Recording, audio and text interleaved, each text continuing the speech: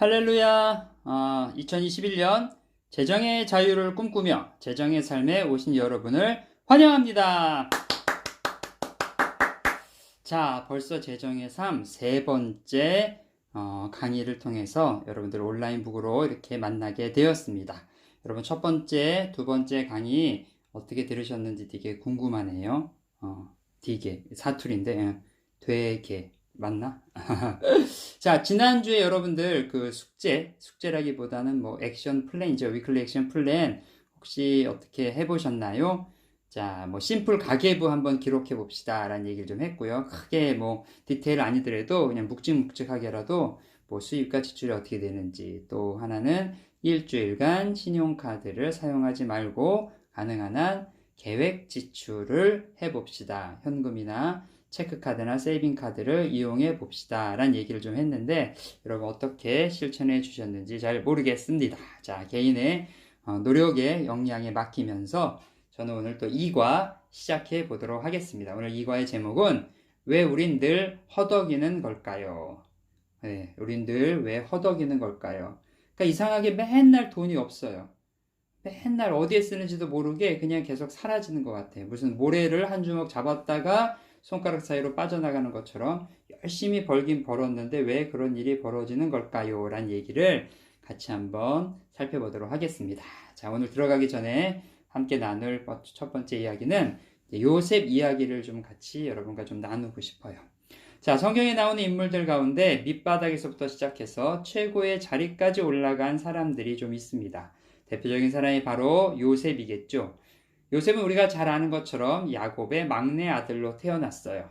탁월한 장사꾼인 아버지 야곱은 도망을 다니면서도 재물을 모았어요. 대단한 능력자죠. 아내를 4명이나 얻었고 12명의 아들이 있었으며 넉넉하게 살고 있었습니다. 자, 그러나 요셉에 대한 편애 때문에 집안 분위기는 썩 좋지 않았습니다.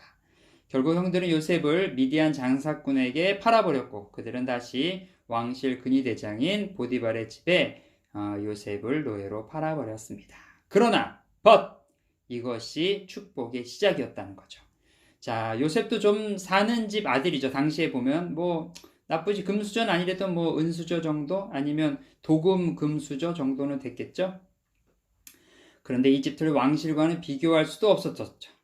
자, 보디발의 집에는 당대 최고의 권력자들이 모이게 되었고요. 이집트 지배층의 중심을 볼 수 있었던 시즌이 다가옵니다. 자, 이곳에서 요셉은 능력을 발휘하게 됩니다. 아마도 다른 형들과 다르게, 이건 제 개인적인 생각이에요. 요셉은 아마 읽고 쓰는 것에 대한 기본을 좀 알지 않았을까? 아니면, 그게 아니라면 요셉이 눈치가 좋아서 이집트에서 생존하기 위한 노력으로 빨리빨리 어쨌든 간에 그런 것들을 배우고 습득하지 않았을까 하는 생각을 합니다. 어쨌든 간에 보디발 집안의 모든 것을 관리하는 위치에 있게 됩니다. 이게 중요해요. 어쨌든 간에 노예로 들어와서 보디발 집안의 모든 것들을 관리하는 위치까지 오게 되었다. 자세히 성경에 나와 있진 않지만 대략 우린 짐작을 할 수 있죠. 아하, 이런 일이 있었겠구나, 쉽진 않았겠구나. 자, 그럼 오늘 얘기할 것은 이제 이 관리의 관리. 관리의 다른 이름은 이제 매니지먼트라고 얘기하죠. 매니지먼트는 크게 두 가지로 나누는데 인력과 재물입니다. 인력은 말 그대로 사람을 관리하는 일이고요. 재물은 돈과 물자를 관리하는 일이에요. 요셉은 이 두 가지에 모두 능했던 인물이었던 것 같아요. 자, 처음부터 이렇게 된 것은 아니겠죠. 노력을 통해서 점차 발전이 되었을 거예요. 그리고 어느 정도 수준에 가서는 탁월한 결과를 가져왔을 것이죠. 자, 그런데 여기서 한 가지 알고 넘어가야 할 부분이 있는데 바로 요셉은 어린 시절부터 관리에 관한 개념이 있었다고 해요. 뭐 워런 버핏이나 이런 분들도 어렸을 때부터 뭐 콜라병도 갖다 팔고 이렇게 저렇게 하면서 기본적인 것들을 좀 관리에 대한 개념들을 배웠다고 하는데 요셉도 좀 그랬던 것 같아요. 성경에 보면 요셉은 형들이 그 아버지 야곱의 양들을 몰래 막 잡아먹고 이럴 때 이 사실을 야곱에게 다 알리는 일을 했어요. 형들의 입장에서 보면 버릇없는 동생이고 이놈의 고자질장이 라고 얘기할 수 있지만 CEO인 아버지 야곱의 입장에서 보면 오호, 잠재적인 관리 능력을 가지고 있는 막내 아들이라는 생각을 할 수 있었던 것 같습니다.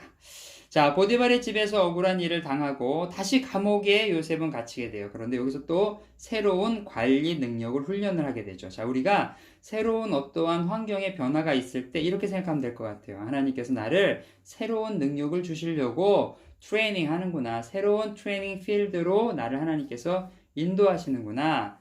자, 감옥에서 요셉이 또 받은 트레이닝은 뭘까요? 바로 인력을 훈련시키는 가장 중요한 부분인 어떤 사람들의 장점과 단점을 파악하는 거예요. 여러분 잘 아시는 것처럼 어느 정도 사이즈가 큰 이제 뭐 기업이나 뭐 이런 것들을 갖다가 운영하게 되면은 결국은 사람이죠. 사람이 사람을 낳고 그 사람이 재정을 불러오고 사람을 아는 게 가장 중요한 것 같아요. 뭐 소천했지만 돌아가신 삼성의 이건희 회장은 어떤 인터뷰에서 그런 얘기를 하시더라고요. 자기가 하는 평생의 공부가 있는데 그 공부가 바로 사람을 연구하는 공부다. 그러니까 사람을 보는 능력을 키른다는 거죠. 어쨌든 간에 감옥에 갇힌 사람들은 파라오의 최측근들이었고요.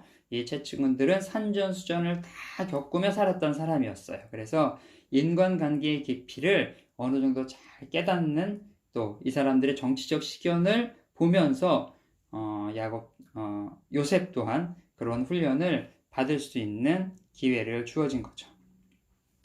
자, 모든 만남은 하나님의 선물이에요. 우연이 아닙니다. 우리 만남은 우연이 아니야. 우연이 아니에요. 하나님의 섭리와 계획 가운데 다 있는 거라고 생각합니다. 하나님의 계획들이 있다면 하나님께서는 큰 일을 준비하신다는 거죠. 네, 저 또한 호주에서 목회를 하기 전에 많은 일들을 했어요. 여러 종류의 일들을 하면서 많은 사람들을 만나고 또 여러 포지션을 경험하면서 많은 것들을 좀 배우는 시기가 됐던 것 같아요. 뭐 호주 사는 분들은 기본적으로 청소는 이제 기본으로 깔고 가고요. 여행사 가이드, 이삿짐 센터 알바, 식품 공장에서 뭐 두부와 떡도 순대도 만들어 보았고요. 그래서 한인 식품 공장은 이렇게 돌아가는구나. 뭐 이런 걸 좀 또 경험해 봤어요. 그리고 가장 오랫동안 한 것은 작은 화장품과 건강식품을 만드는 회사에 매장 점원으로 들어갔다가 총괄 매장 매니저와 부장까지 했었던 경험들이 있어요. 뭐 현재 그 기업이 그래도 한인사회에서 업계 1위를 하고 있다고 저는 들었는데 보람이 있어요. 그리고 또 제가 같이 트레이닝하고 함께 일했던 사람들 중에서는 훗날에 개인 회사도 차려서 지금 사장으로서 있는 분들도 계시고요. 어쨌든 간에 왕실에 들어간 요셉은 왕의 꿈을 해석하고는 이집트의 미래를 설계하는 인물이 돼요. 하나님께서 훈련의 시즌이 끝나면 이제부터는 리더의 자리로 우리를 올리시는 거예요. 7년의 풍년을 어떻게 관리하며 7년의 흉년을 어떻게 관리할 것인가를 제안하고 책임자가 되는 거죠. 자, 당시에 이집트의 총리가 되었다는 것은 이집트뿐만 아니라 주변의 많은 나라에도 영향을 끼치는 인물이 됐다는 거예요. 마치 지금 미국의 대통령과 같은 역할을 하게 되었다라고 생각을 하면 좀 될 것 같아요. 하나님께서는 우리를 언제나 준비시키시고 이 준비는 나만 잘 먹고 잘 살기 위한 것이 아니라 나의 주변 사람들도 함께 잘 먹고 잘 살기 위해서 그것을 돕고 그들에게 어떠한 것들을 제공하기 위해서 주신다는 거죠. 그러나 하나님의 이러한 놀라운 계획을 믿고 받아들이는 사람은 많이 없어요. 나는 지금 힘들고 어려워. 그러니까 나는 그냥 원망하고 불평하고 그냥 이렇게 하면서 시간을 계속 허비하는 거죠. 주도적으로 맡겨진 삶을 살려고 하진 않고 그냥 수동적으로 끌려다니면서 버티기만 하자라고 하시는 분들이 계시다는 거예요. 자, 우리는 요셉의 삶을 통해서 하나님의 훈련은 헛된 것이 없으며 분명한 가치를 가지고 있다는 사실을 좀 믿어야 할 것 같아요. 특별히 하나님의 훈련에 있어서 가장 중요한 훈련은 관리 능력을 훈련하는 것 같다는 거죠. 자, 오늘 공통 질문이 두 가지가 있는데요. 첫 번째, 당신이 가장 잘할 수 있는 일은 무엇입니까? 다른 사람과 비교하지 말고 내가 할 수 있는 일 가운데 좀 잘하는 것. 내가 이것도 잘하고 저것도 잘하고 이것도 잘하고 아니면 이거는 못하고 저것도 못하고 이것도 못하고 뭐 여러 가지 말씀하실 수 있겠지만 개인적으로 저는 감히 여러분 어떻게 생각할지 모르겠지만 저는 다른 것보다는 티칭을 조금 잘하는 것 같아요. 적고. 그래서 저는 이 질문에 저는 그냥 감히 teaching이라고 썼어요. 두 번째 질문. 언젠가 새로운 시작을 위한 때입니까? 언젠가가 무엇을 준비되면 시작할 수 있을까요? 여러분 만약에 비즈니스를 시작하거나 어떤 또 다른 도전을 할 때 가장 필요한 게 무엇일까요? 언제 그것이 준비되었을까요? 자, 첫째, 마음의 준비가 되어져야죠. 두 번째는 필요한 재정들이 있다면 재정의 준비가 언제쯤 되겠다라는 계획을 세워보시는 것도 중요할 것 같아요. 자, 관리의 중요성에 대해서 좀 같이 여러분들과 좀 얘기를 하고 있는데요. 우리 첫 번째 주제는 수입과 지출의 관계예요. 관리의 기본은 수입과 지출의 관계를 잘 아는 거예요. 수입은 들어오는 거고요. 지출은 나가는 거예요. 잘 아시죠? 들어오는 것이 많고 나가는 것이 적으면 남게 돼요. 아싸, 남는 거예요. 들어오는 것과 나가는 것이 같으면 제로 베이스, 유지가 되는 거죠. 이해하시죠? 들어오는 것보다 나가는 게 많아요. 그럼 어떻게 되죠? 모자라는 거예요. 다시 정리해 볼게요. 들어오는 것이 많고 나가는 것이 적으면 플러스. 들어오는 거와 나가는 것이 똑같으면 제로 베이스. 그 다음에 들어오는 것보다 나가는 것이 훨씬 많으면 마이너스가 되는 거죠. 요셉은 7년의 풍년 기간 동안을 헛되게 보내지 않았어요. 자, 여러분, 우리가 살다 보면 인생에서 와, 웬일이야? 오, 요즘 이거 괜찮은데 먹고 살만한데 재정이 좀 넉넉한데 하라는 그 시즌이 있어요. 그 시즌을 아주 중요한 시즌이에요. 있을 때 쓰는 것이 아니라 있을 때 모아두는 거예요. 왜냐? 없을 때를 대비해야죠. 그래서 그것을 뭐라고 얘기합니까? 저축이라고 해요. 요셉은 어떻게 보면 이집트 중앙은행의 모든 자금을 관리했던 사람이라고 볼 수 있다는 거죠. 자, 사람은 저축이라고 얘기를 하면 무조건 안 쓰고 모으고 그냥 아끼고 한 푼 두 푼에서 집 사고 차 사고 하는 걸 생각해요. 저축해야지. 그런데 여러분, 진정한 저축의 의미는 좀 달라요. 불필요한 지출을 줄이고 그렇게 모은 돈을 따로 보관하는 거예요. 이 돈은 집을 사거나 차를 사거나 하려고 모은 것이 아니라 여기가 중요합니다.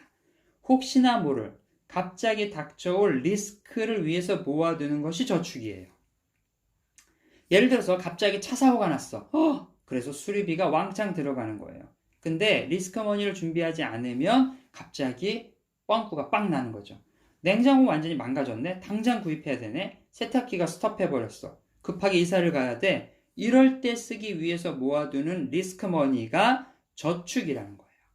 자, 만약의 경우 다른 것을 구매하기 위해서 돈을 모아야 돼요. 예를 들어서 이제 냉장고가 너무 오래됐어. 너무 조금 좋은 걸로 좀 사고 싶어. 아직 워킹은 되는데 그럼 그건 목적 지출금이라는 이름으로 다시 모으는 거예요. 예를 들어서 한 달에 100불씩만 모아보세요. 그럼 1년에 얼마가 나와요?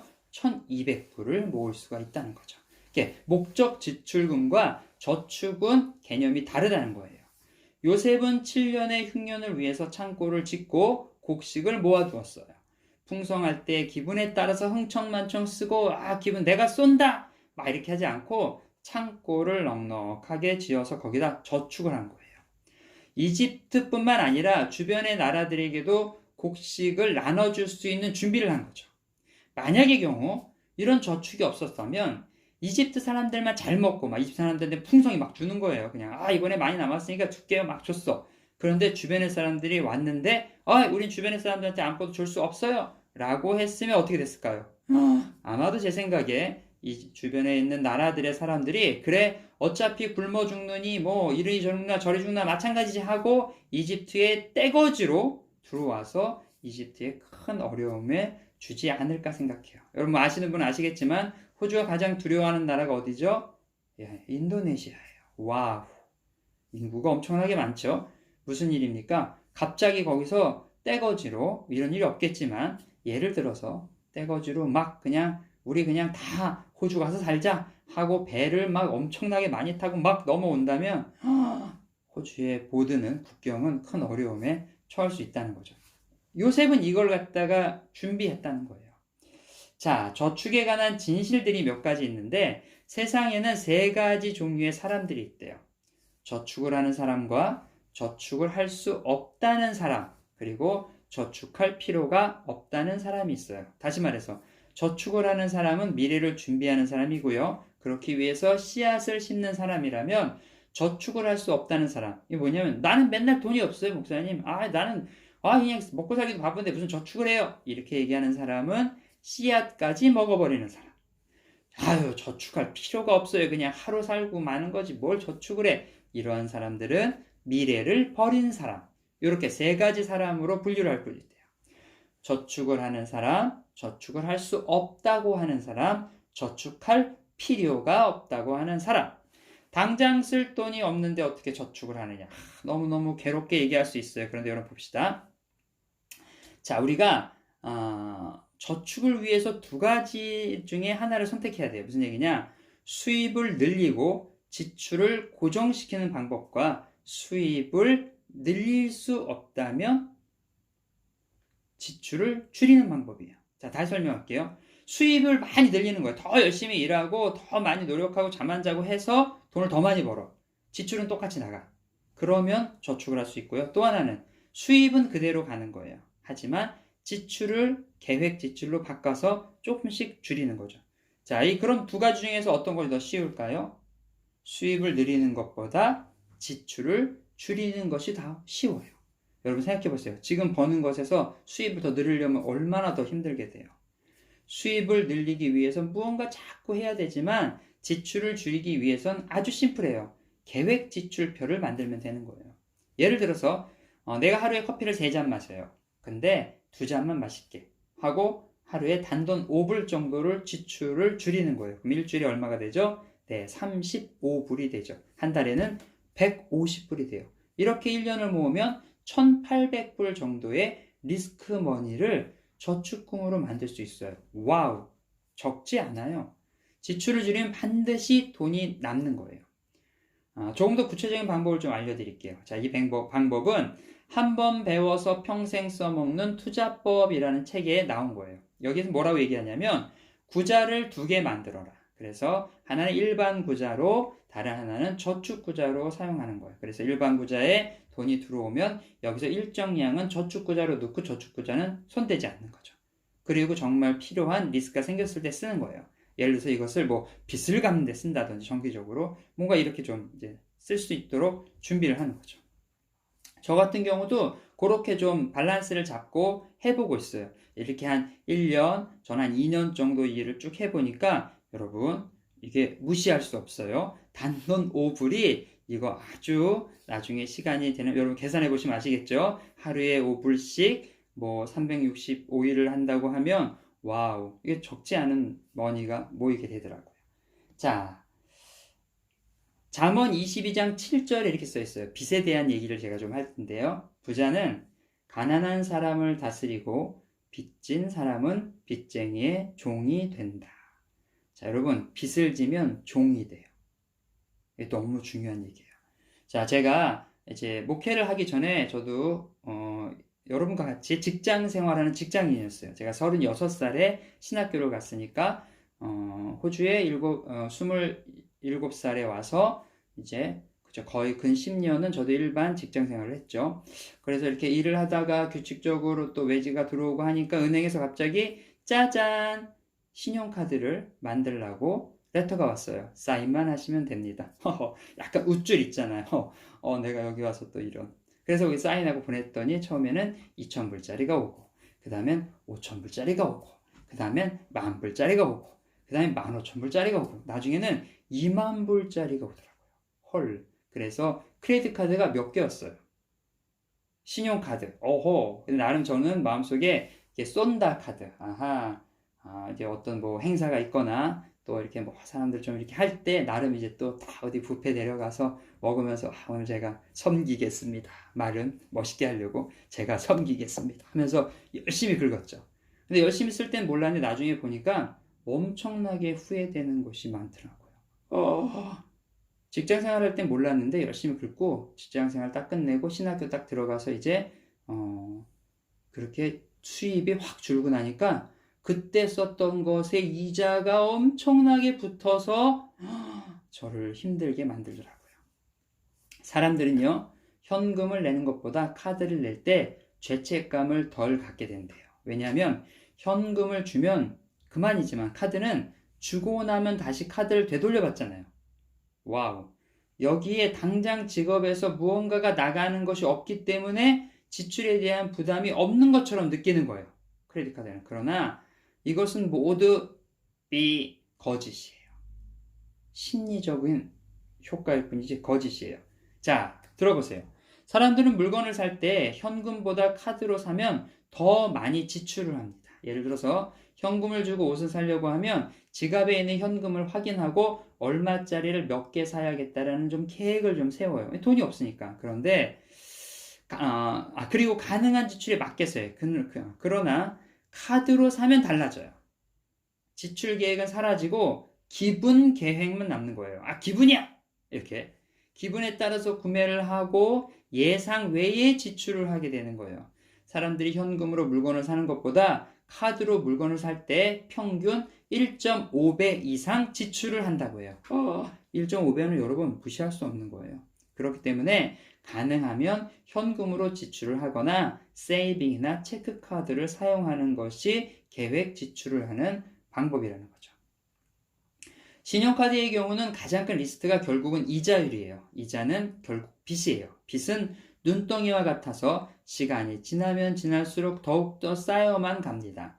나도 모르는 사이에 빚이 쌓여서 갚을 수 없을 만큼 되어서 신용에 문제가 생기는 사람도 많이 있어요. 사람들이 너무 쉽게 생각하는 것이 또 하나 활부예요. 활부. 매달 나눠서 내면 감당할 수 있다는 생각을 하게 되는 거죠. 간신히 감당할 수 있지만 절대로 저축은 할 수 없게 된다는 거예요. 자, 할부로 자동차를 사면 이자가 많게는 20% 가까이 돼요. 신용 상태나 재정 증명을 하기 어려운 상황일수록 더욱 이자율은 높아집니다. 자, 여러분도 주변에 어떤 분이 자동차 사야 되는데 명의 좀 빌려주세요. 저는 안 돼요. 그래서 명의 빌려줬다가 어려움 당한 분들 얘기 저는 많이 들었어요. 특별히 목사님들 가운데 성도들이 자동차를 좀 사야 되는데 목사님 저희는요 비자가 힘들어서요. 목사님 좀 대신해 주세요. 했는데 이분이 갑자기 저희 그냥 정리하고 한번 갈래요. 가버린 거야. 그래서 이 목사님들이 이 자동차를 어떻게 할 수도 없고 아주 그냥 어려움에 빠지신 분들 많더라고요. 여러분 조심하셔야 돼요. 사실은 활부로 차를 살 때 명의만 내 차지 사실은 누구의 차예요? 융자 회사의 차죠. 왜요? 갚지 못하면 회사가 가져가 버리니까요. 자, 집은요 어떻습니까? 집도 마찬가지예요. 얼마 전에 이런 광고를 봤어요. 제가 어떤 특정한 어떤 회사에 대해서 좀 얘기하는 건 아니니까 여러분들 이 점 다시 한번 양해해 주시면 감사하겠고요. 무슨 광고를 봤냐면 만불로 집사기라는 걸 봤어요. 자, 만불로 집사기다. 생각해 봤어요. 만약의 경우 요즘 시드니 방 2개짜리 깨끗한 아파트가 한 50만 불 정도 한다고 하면 그러면 만불로 집을 사면 49만 불을 융자를 얻어야 돼요.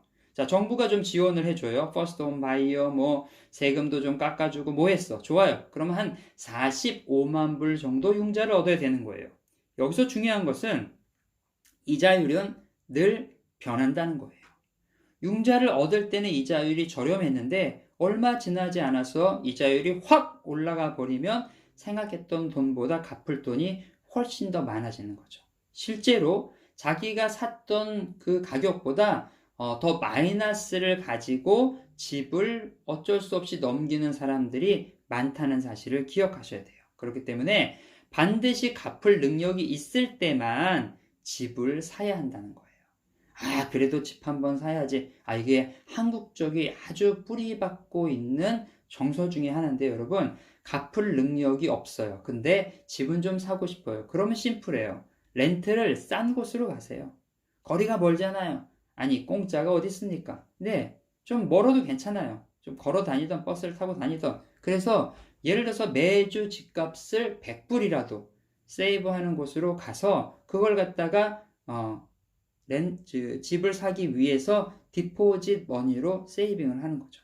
그리고 나서 어느 정도 됐을 때 집을 사시면 되는 거예요. 자, 지혜로운 빚갚기. 자, 지혜로운 빚갚기가 있는데 로마서 13장 7절에서 8절 말씀을 한번 읽어볼게요. 우리말 성경입니다. 여러분은 모든 사람에게 의무를 다하십시오. 조세를 바쳐야 할 사람에게 조세를 바치고 관세를 바쳐야 할 사람에게는 관세를 바치고 두려워해야 할 사람에게 두려워하고 존경해야 할 사람을 존경하십시오. 서로 사랑하는 것 외에는 누구에게든지 아무 빚도 지지 마십시오. 남을 사랑하는 사람은 율법을 다 이루었습니다. 자, 빚을 갚아야 하는 상황이 있다면 반드시 계획을 세워야 돼요. 자, 여러분들 빚 있으세요, 없으세요?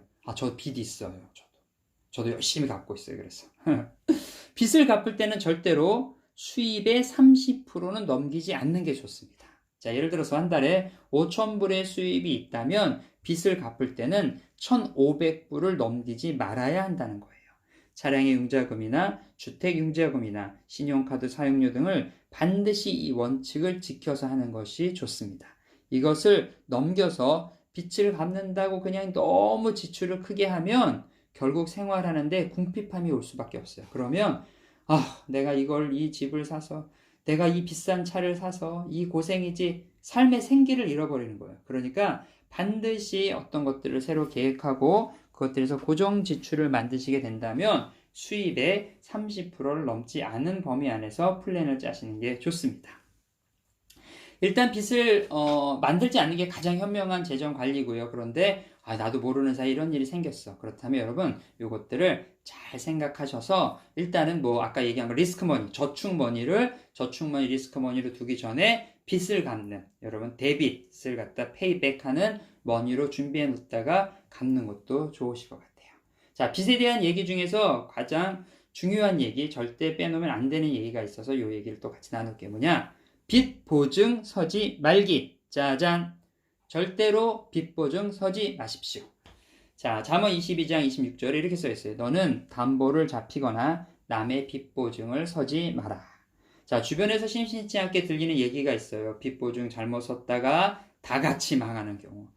누군가가 빚 보증을 부탁하면 절대로 서지 마십시오. 형제든 지인이든 누구든 간에 그 사람 보증을 쓴다는 건 그냥 같이 내가 그냥 아예 투자는 괜찮아요. 투자. 누가 내 카페를 하는데 그거 제 생각이에요. 카페를 하는데 한 10만 불이 필요한데 이게 좀 돈이 모자르네. 그래? 그럼 내가 한 2만 불 정도 투자할 테니까 나중에 수입이 잘 되면 10만 불이니까 2만 불에 20%는 나의 어떤 수입으로 좀 같이 나눠주세요. 이런 투자는 괜찮지만 보증은 성경에서 절대적으로 하지 말라고 얘기를 하고 있어요. 사실 저희 부모님도 빚 보증을 잘못 쓰셔서 집안에 큰 저희가 어려움이 왔던 적이 있어요. 저희 그래서 부모님 모시고 저희 어머니 모시고 제가 또 법원까지 감이 별로 안 좋은데 내 간 일이 생겼어요. 저희 외가댁이 같은 종류의 사업을 하고 계셨어요. 근데 그 외가댁 다른 비즈니스 하시는 데서 이제 어떤 결제 대금을 저희 쪽으로 넘겨왔는데 저희가 그것들을 꼼꼼하게 확인하지 못하고 사인업을 한 거죠. 그 당시 적지 않은 돈이었어요, 그 돈이. 근데 그것 때문에 이제 어쨌든 재판까지 갔는데 저희가 지게 되고 그 회사에 저희가 그거를 다 배상을 해줘야 되는 일들이 생겨서 돈은 돈대로 나가고 또 그 배신감 때문에 친척들끼리도 사이가 다 망가져서 안 좋았던 거죠. 의도는 좋았지만 결국 좋지 않은 이런 것들이 또 많은 관계들도 어렵게 만들었던 것 같아요. 여러분 명심하셔야 돼요. 빚 보증 절대 안 돼요. 의도가 좋다고 결과가 꼭 좋은 건 아니라는 것. 여러분 명심하셔야 돼요. 자, 방송인 유재석 씨는 가장 오랜 시간 동안 최고의 자리에 있었던 연예인 가운데 한 사람이죠. 알게 모르게 많은 곳에 기부도 많이 하고 대표적으로 선한 영향력의 아이콘으로도 불리기도 합니다. 많은 연예인들이 유재석 씨의 도움을 받았고 가장 닮고 싶은 연예인에 뽑히기도 했어요. 오랜 시간에 이런 위치에 있을 수 있었던 것은 철저한 자기 관리, 셀프 매니지먼트를 아주 잘했다는 건데 첫째는 개인 관리죠. 꼴초였던 유재석 씨는 건강을 위해서 술과 담배도 다 끊었어요. 쉬는 날에는 언제나 운동을 해요.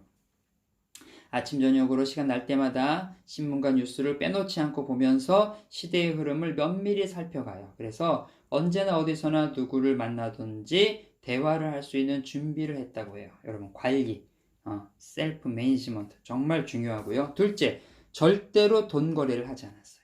어려움에 있는 사람들이 있으면 그냥 가서 줄지언정 그 사람하고 거래는 하지 않았다는 거예요.